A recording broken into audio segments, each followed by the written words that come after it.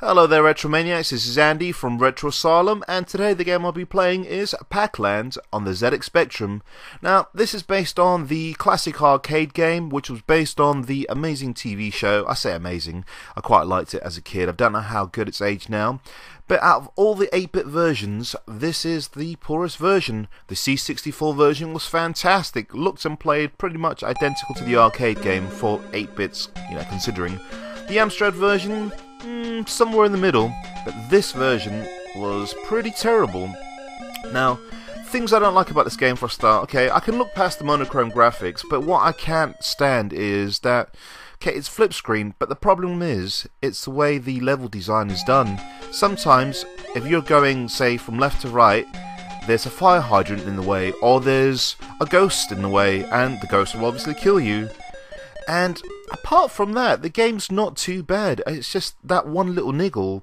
So the version I'm going to do in a few moments is the colorized version, which one amazing person did in from World of Spectrum. I do, please forgive me, I've forgotten what your name is, but the greatest respects for what you managed to achieve. And what he actually done, he added some color. I think it's work in progress, and this is what the game looks like. So the game looks a lot nicer with color in the background. And yeah, fair enough, there's a little bit of colour clash, but I can look past that.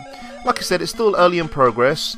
The scrolling hasn't been fixed properly, and there's still objects in the way. But it just goes to show that with a few little changes, what many considered a terrible game wasn't necessarily a bad game, really. I mean, it's just certain objects should have been moved, but I think it probably goes down to rush jobs back in the day, time limits, you get given a certain amount of time to say get this game out by, and sadly it feels like this is one of the games that did come out. But I tell you what, I love playing this game now in colour.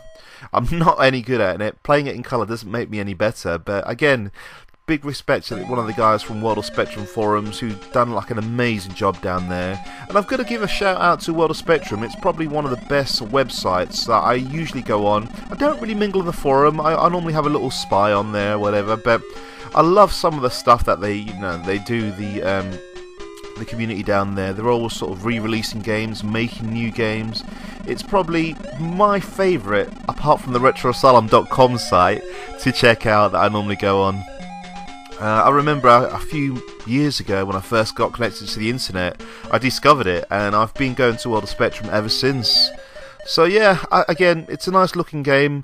I highly recommend that you check out the C64 version, but a good version, apparently, who assures me, is Dean Swain, and he says check out the Atari Lynx version, which is an amazing conversion.